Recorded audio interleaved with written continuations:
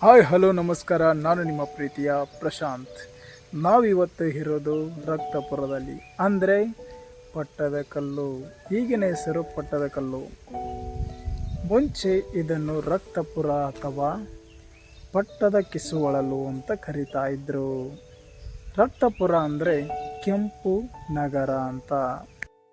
ಬನ್ನಿ ಪಟ್ಟದಕಲ್ಲು ಹೇಗಿದೆ ಅಂತ ನೋಡ್ಕೊಂಡು ಬರೋಣ.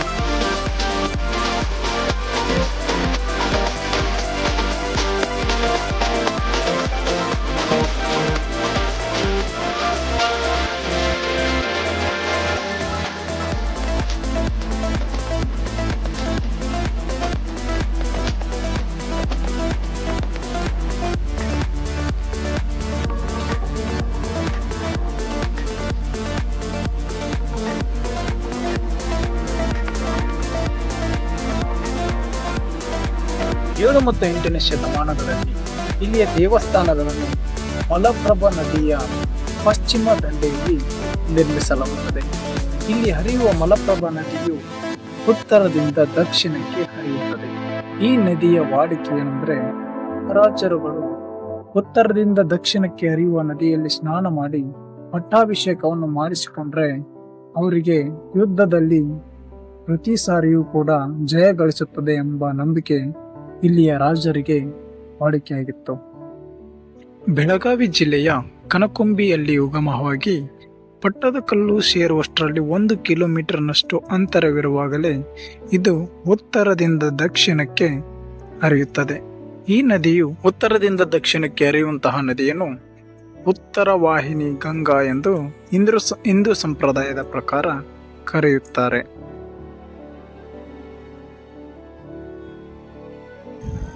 ನಮ್ಮ ರಾಜರುಗಳಿಗೆ ಪಟ್ಟಾಭಿಷೇಕಗಳನ್ನು ಹಿಂದೆ ಮಾಡ್ತಾ ಇದ್ರು. ಬನ್ನಿ ತೋರಿಸ್ತೀನಿ.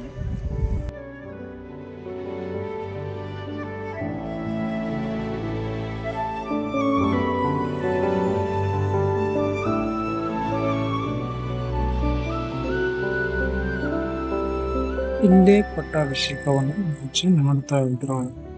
ಇಲ್ಲಿ ಪಟ್ಟಾಭಿಷೇಕ ಮಾಡುವಾಗ ನೀರು ಉಳಿದಿರುವುದನ್ನು ಇದರಲ್ಲೇ ಹೋಗ್ತಾ ಇತ್ತು. ಪಟ್ಟದಕಲ್ಲಿನ ರಾಜ 2ನೇ ವಿಕ್ರಮಾದಿತ್ಯ. ಆತನಿಗೆ 2 ರಾಣಿಯರಿದ್ದರು. ಮೊದಲನೆಯವರು ಲೋಕಮಹಾದೇವಿ, 2ನೇಯವರು ತ್ರಿಲೋಕಮಹಾದೇವಿ. ಲೋಕಮಹಾದೇವಿಯರು ನಮ್ಮ ರಾಜನಿಗಾಗಿ ಒಂದು ಗುಡಿಯನ್ನು ನಿರ್ಮಿಸುತ್ತಾರೆ. ಅದುವೇ ವಿರೂಪಾಕ್ಷ ದೇವಾಲಯ. ತ್ರಿಲೋಕ ಮಹಾದೇವಿ ಕೂಡ ರಾಜನಿಗಾಗಿ ಮಲ್ಲಿಕಾರ್ಜುನ ದೇವಾಲಯವನ್ನು ನಿರ್ಮಿಸುತ್ತಾರೆ. ಈ ದೇವಾಲಯಗಳ ಒಳಗೆ ಬಹಳ ಸುಂದರವಾದ ಕೆತ್ತನೆಗಳನ್ನು ನಾವು ನೋಡಬಹುದು. ಮಹಾಭಾರತ, ರಾಮಾಯಣ, ಇನ್ನು ಹಲವಾರು ಕಥೆಗಳನ್ನು ನಾವು ಅದರಲ್ಲಿ ನೋಡಬಹುದು. ಆ ಕಂಬಗಳಲ್ಲಿ ಕಂಡುಬರುತ್ತವೆ. ಬನ್ನಿ ಹೋಗೋಣ, ವಿರೂಪಾಕ್ಷ ದೇವಾಲಯವನ್ನು ನೋಡೋಣ.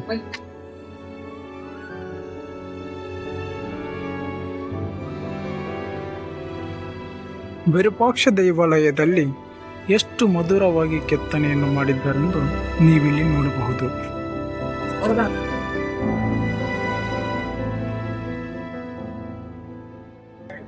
ಈ ವಿರೂಪಾಕ್ಷ ದೇವಾಲಯದಲ್ಲಿ ದ್ವಾರಪಾಲಕರಾಗಿ ಭದ್ರ ಮತ್ತು ವೀರಭದ್ರ ಇವರಿಬ್ಬರನ್ನು ನಾವು ವಿರೂಪಾಕ್ಷ ದೇವಾಲಯದ ಬಾಗಿಲಲ್ಲಿ ನೋಡಬಹುದು.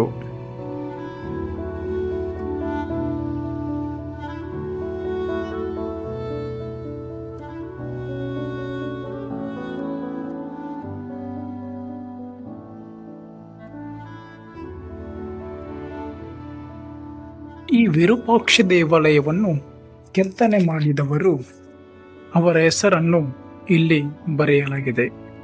ಮೊದಲನೆಯವನು, ಇಬ್ಬರು ಕೆತ್ತನೆ ಮಾಡ್ತಾರೆ. ಮೊದಲನೆಯವನು ಸರ್ವಸಿದ್ಧಿ ಅನಿವಾರಿತ ಆಚಾರ್ಯನಗೊಂಡ, ಎರಡನೆಯವನು ಪಚಾಲನ್ ಆದಿತ್ಯನ್ ಎನ್ನುವವನು. ಈ ಇಬ್ಬರು ಕೂಡ ಕಲಾವಿದರು ಈ ದೇವಾಲಯವನ್ನು ಕೆತ್ತನೆ ಮಾಡ್ತಾರೆ. ಇವರ ಹೆಸರು ಕುಬೇರ ಕಮಲ, ಇವರ ಹೆಸರು ಕುಬೇರ ಶಂಖ ಎಂದು ಕರೆಯುತ್ತಾರೆ. ಇವರು ನಿಧಿ ಕಾವಲುಗಾರರು ಅಂತ ಇವರನ್ನು ಕರೀತಾರೆ. ನಾವಿನ್ನು ಒಳಗಡೆ ಹೋಗೋಣ.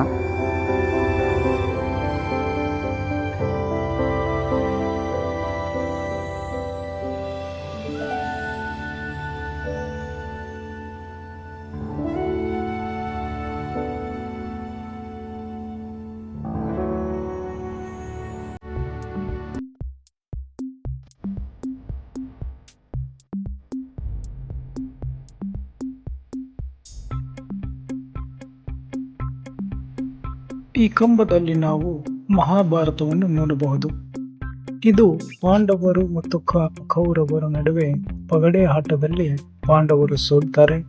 ಸೋತಾಗ ದ್ರೌಪದಿಯ ವಸ್ತ್ರಾಭರಣ ಅಪಹರಣ ಆಗುತ್ತದೆ.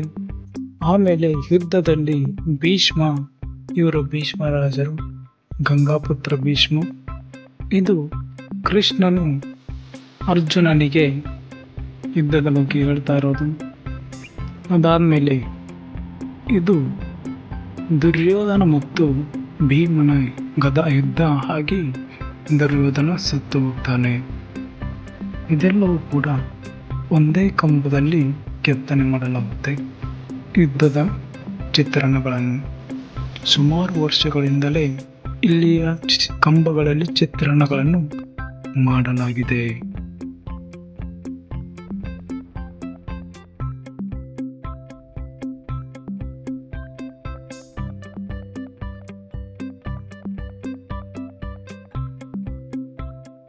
ಇದು ಕೂಡ ಒಂದು ಕಥೆಯಾಗಿದೆ, ರಾಮಾಯಣದ ಕಥೆಯಾಗಿದೆ. ಈ ಕಂಬದಲ್ಲಿ ಪೂರ್ತಿ ರಾಮಾಯಣವನ್ನು ಕೆತ್ತನೆ ಮಾಡಲಾಗಿದೆ. ಮೊದಲಿಗೆ ಬರೋರು ಸೀತೆ, ಇವರ ಹೆಸರು ಸೀತೆ ಮತ್ತು ರಾಮ ಲಕ್ಷ್ಮಣ್. ಸೀತೆ ರಾಮ ಲಕ್ಷ್ಮಣರು ಅವರು ಶೂರ್ಪನಖಿಯು ಲಕ್ಷ್ಮಣನನ್ನು ಮದುವೆಯಾಗುವಂತೆ ಕೇಳಕ್ ಬರ್ತಾಳೆ. ಆಗ ಲಕ್ಷ್ಮಣನು ಶೂರ್ಪನಖಿಯ ಕಿವಿಯನ್ನು ಕತ್ತರಿಸ್ತಾನೆ.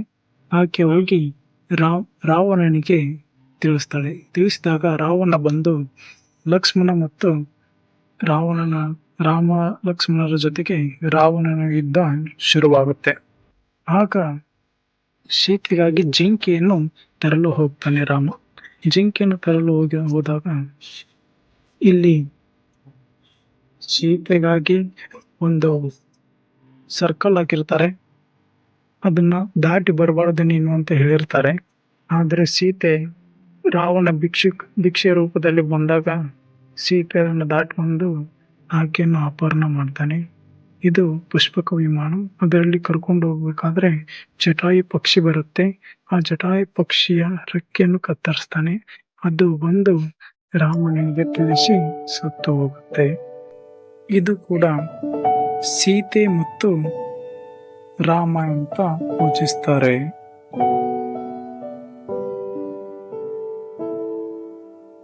ಈ ಕಂಬದಲ್ಲಿ ಎರಡು ದೇಹ ಒಂದೇ ಗೋನು ಇರುವಂತದ್ದನ್ನು ನಾವು ನೋಡಬಹುದು.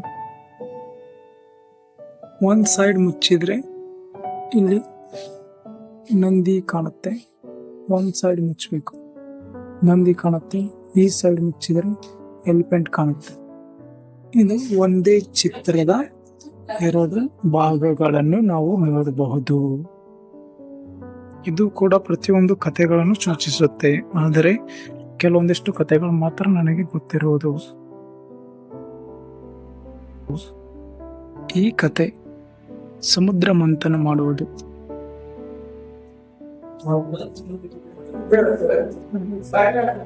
ಇದು ಶೇಷನಾಗ ಅಂತ ಕರೀತಾರೆ. ಶೇಷನಾಗ ಅಂತ ಕರೀತಾರೆ.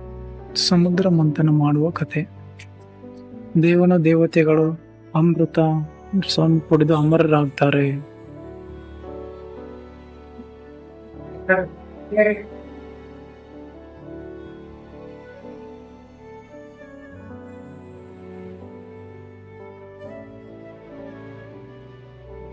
ಇದು ಮೊದಲಿನ ಕಾಲದಲ್ಲೂ ಕೂಡ ಬಂದಿದೆ.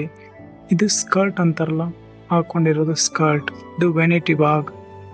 ಈ ತರ ಹಲವಾರು ಕೆತ್ತನೆಗಳನ್ನು ಕೂಡ ಕೆತ್ತಿದ್ದಾರೆ. ಮುಂಚೆ ನಡೆಯೋದು ಏನು ಎಂಬುದು ಎಲ್ಲ ಕೂಡ ಅವರಿಗೆ ಗೊತ್ತಿತ್ತು, ಹಾಗಾಗಿ ಮುಂಚಿತವಾಗಿ ಕೆತ್ತಿದ್ರು. ಇದರಲ್ಲಿ ಗುರುಕುಲವನ್ನು ನಾವು ನೋಡಬಹುದು. ಗುರುಕುಲ ಅಂದ್ರೆ ಗುರುಗಳು ಇಲ್ಲಿ ಪಾಠ ಮಾಡ್ತಾ ಇದ್ದಾರೆ. ಅಲ್ಲಿ ನೋಡಿ, ಗುರುಕುಲ ಅಂತ ಹೇಳ್ತಾರೆ. ಅವಾಗೆಲ್ಲ ಸ್ಕೂಲ್ಗಳು ಯಾವೂ ಇರಲಿಲ್ಲ. ಸೊ ಒಂದು ಜೋಪಡಿಯಲ್ಲಿ ಕುಳಿತುಕೊಂಡು ಗುರುಕುಲದಲ್ಲಿ ಅಧ್ಯಯನ ಮಾಡ್ತಾ ಇದ್ರು.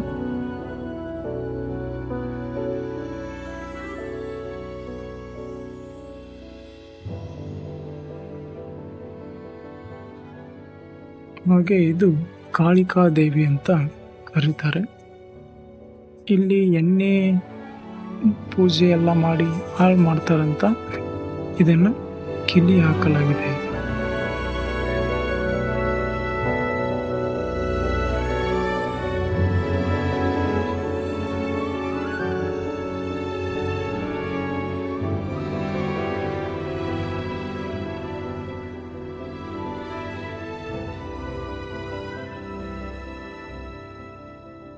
ಇವರಿಬ್ಬರು ದ್ವಾರಪಾಲಕರು.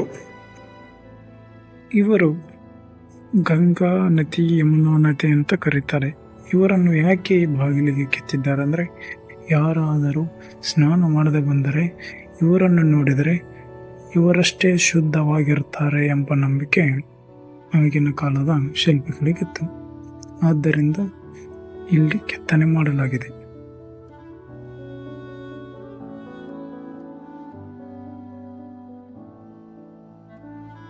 ಪ್ರತಿಯೊಂದು ದೇವಸ್ಥಾನಗಳ ಹಿಂದೆ ಈ ಥರ ಕಿಟಕಿಗಳನ್ನು ಮಾಡಲಾಗಿದೆ. ಬೆಳಕು ಬರಲಿ ಅನ್ನೋಕ್ಕೋಸ್ಕರ ಡಿಸೈನ್ ಕಿಟಕಿಗಳನ್ನು ಮಾಡಲಾಗಿದೆ.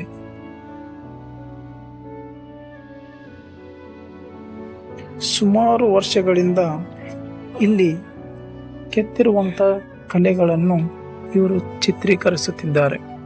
ಇವರ ಹೆಸರು ಮೋಹನೇಶ್ ಬಡಿಗೇರ್ ಅಂತ.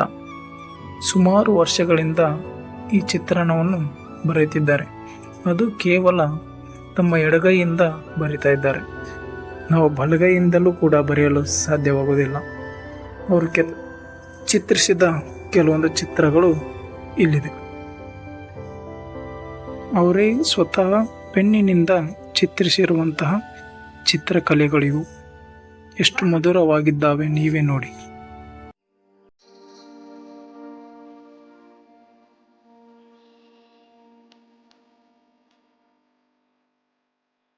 ನಾವೀಗ ಮಲ್ಲಿಕಾರ್ಜುನ ದೇವಾಲಯಕ್ಕೆ ಹೋಗೋಣ. ಒಂದು ದೇವಸ್ಥಾನಕ್ಕೆ 3 ಬಾಗಿಲುಗಳು ಮಾಡಲಾಗಿದೆ. ಇದು ವಿರೂಪಾಕ್ಷ ದೇವಾಲಯದ ಹೊರಗಿನಿಂದ ಕಾಣುವಂತ ಅಮೋಘವಾದ ದೃಶ್ಯ.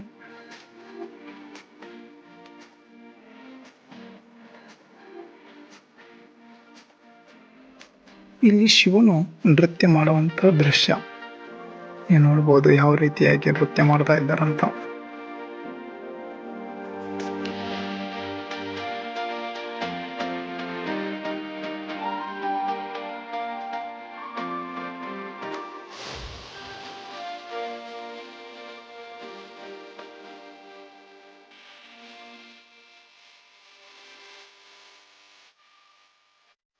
ಈಗ ವಿರೂಪಾಕ್ಷ ದೇವಾಲಯವನ್ನು ನೋಡಿದ್ದೇವೆ.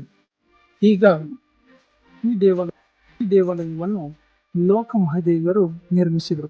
ಅದೇ ತರಹ ತ್ರೈಲೋಕ ಮಹಾದೇವಿಯವರು ಕೂಡ ರಾಜನಿಗೋಸ್ಕರವೇ ಅವರು ಕೂಡ ಒಂದು ರಾಜನಿಗಾಗಿ ದೇವಸ್ಥಾನವನ್ನು ಕಟ್ಟಿಸ್ತಾರೆ. ಅದರ ಹೆಸರು ಮಲ್ಲಿಕಾರ್ಜುನ ದೇವಾಲಯ. ಬನ್ನಿ ಮಲ್ಲಿಕಾರ್ಜುನ ದೇವಾಲಯವನ್ನು ನೋಡೋಣ.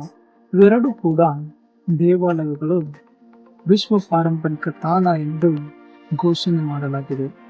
1987ರಂದು ವಿಶ್ವ ಪಾರಂಪರಿಕ ತಾಣಕ್ಕೆ ಈ ಪಟ್ಟಿ ಮಾಡಲಾಗಿದೆ. ಮಹಾರಾಣಿಗಳು ಕೊಡುಗೆಯಾಗಿ ಕೊಟ್ಟಿರುವಂಥ ರಾಜನಿಗೆ ದೇವಾಲಯಗಳ ಬಗ್ಗೆ ಈ ವಿಜಯ ಸ್ತಂಭದಲ್ಲಿ ಕೆತ್ತನೆ ಮಾಡಲಾಗಿದೆ. ಈ ಕನ್ನಡ ಮತ್ತು ತೆಲುಗು ಭಾಷೆಯಲ್ಲಿ ಕೆತ್ತನೆ ಮಾಡಲಾಗಿದೆ ಎಂದು ಈ ವಿಜಯ ಸ್ತಂಭದಲ್ಲಿ ಬರೆಯಲಾಗಿದೆ.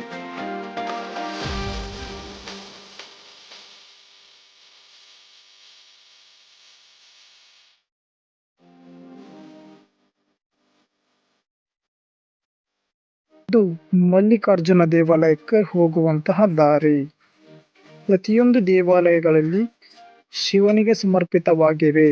ಶಿವನ ಮುಂದೆ ಒಂದು ನಂದಿ ಪ್ರತಿಯೊಂದು ದೇವಸ್ಥಾನದ ಮುಂದೆ ಇದ್ದೇ ಇರುತ್ತದೆ.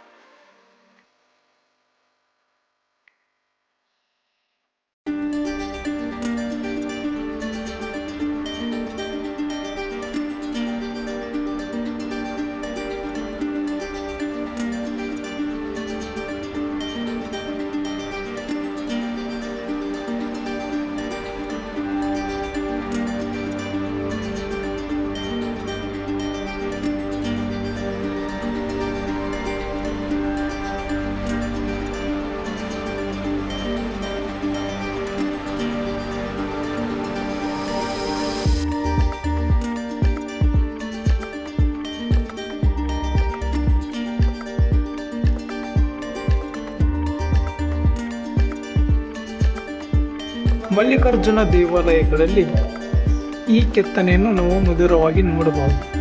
ಈ ಕೆತ್ತನೆಯ ಅರ್ಥ ಒಂದು ಮೊಸಳೆ ಮತ್ತು ಮಂಗನ ಕತೆ.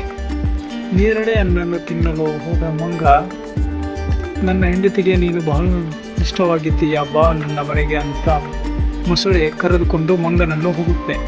ಆದರೆ ಗಿಡದಲ್ಲೇ ನಾನು ಹೃದಯನ ಬಿಟ್ಟುಕೊಂಡಿದ್ದೇನೆ ಅಂತ ಹೇಳಿದಾಗ ಮೊಸಳೆ ಮತ್ತೆ ಕರ್ಕೊಂಡು ಬಂದು ಗಿಡದ ಹತ್ರ ಬಿಡುತ್ತೆ.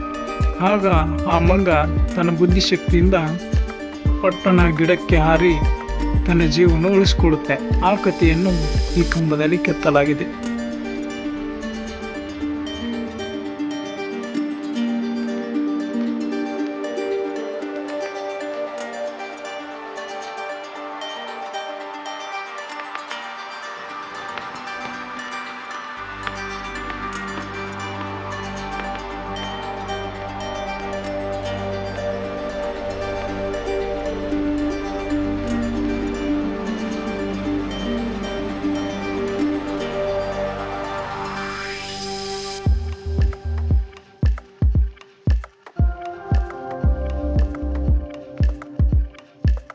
ಈ ಕಂಬದಲ್ಲಿ ಗಜ ಯುದ್ಧವನ್ನು ಸ್ಪಷ್ಟವಾಗಿ ತಿಳಿಸ್ತಾರೆ.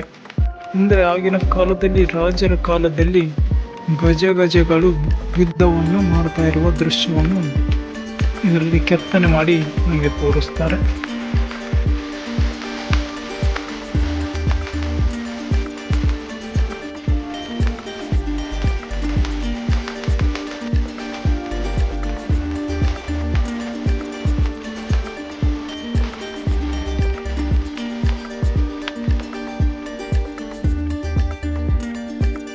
ಪ್ರತಿಯೊಂದು ದೇವಾಲಯಗಳ ಮುಂದೆ ಈ QR ಕೋಡ್ ಸ್ಕ್ಯಾನರ್ ಅನ್ನು ಇಟ್ಟಿರ್ತಾರೆ. ಇದನ್ನು ಸ್ಕ್ಯಾನ್ ಮಾಡಿದರೆ ಪ್ರತಿಯೊಂದು ವಿಷಯಗಳು, ಆ ಗುಡಿಯ ಅರ್ಥ ಮತ್ತು ವಿಷಯಗಳು ಎಲ್ಲ ಕೂಡ ನಮಗೆ ತಿಳಿಸಿಕೊಡುತ್ತದೆ.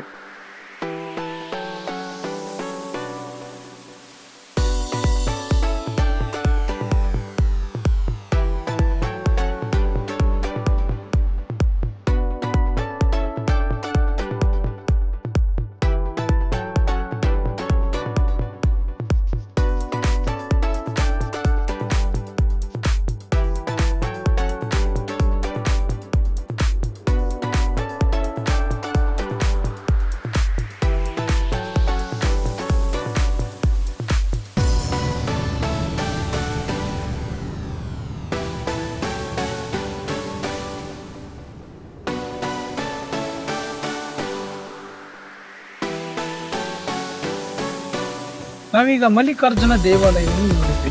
ಅದೇ ತರಹ ಗಳಗನಾಥ ದೇವಾಲಯವನ್ನು ಬನ್ನಿ.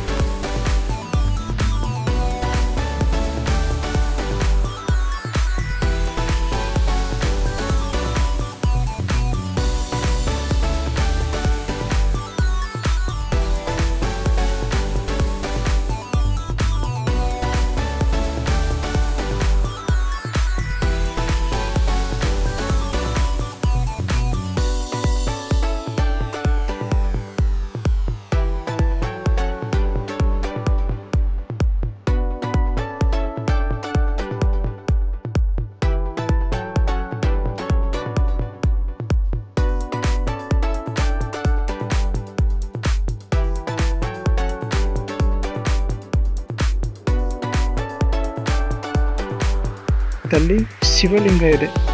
ಇದು 3 ಭಾಗಗಳಾಗಿ ಕಾಣುತ್ತದೆ. ಒಂದು ಬ್ರಹ್ಮ, 2ನೇದ್ದು ವಿಷ್ಣು, 3ನೇದ್ದು ಮಹೇಶ್ವರ ಅಂತ.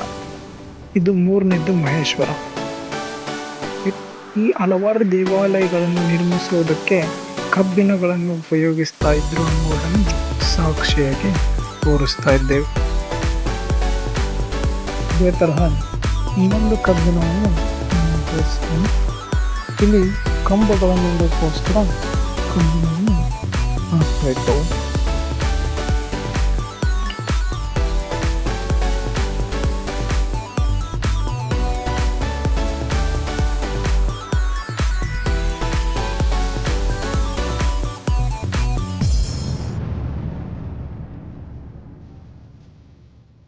ಇದು ಮಹಿಷಾಸುರ ತ್ರಿಶೂಲದಿಂದ ರಾಕ್ಷಸನನ್ನು ಚುಚ್ಚಿ ಹೊಂದಿರುವಂಥದ್ದು. ಇದನ್ನು ನಾವು ಗಳಗನಾಥ ದೇವಾಲಯದಲ್ಲಿ ನೋಡಬಹುದು.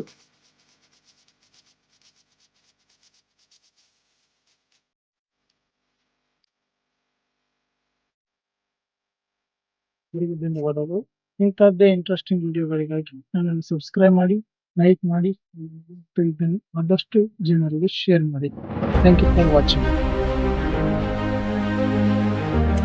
ಕಂತೆ ದುಡ್ಡು ಬ್ಯಾಂಕಿನಲ್ಲಿದ್ದರೇನು ಉಪಯೋಗ? ಜ್ಞಾನ ಶಕ್ತಿಯನ್ನು ಹೆಚ್ಚಿಸಿಕೊಳ್ಳದಿದ್ದರೆ ಒಂದು ಬಾರಿ ಬಡವರ ಮನೆಯಲ್ಲಿ ಜೀವಿಸಿ ನೋಡು. ಅರ್ಥವಾಗುವುದು ಜೀವನದ ಬಗ್ಗೆ.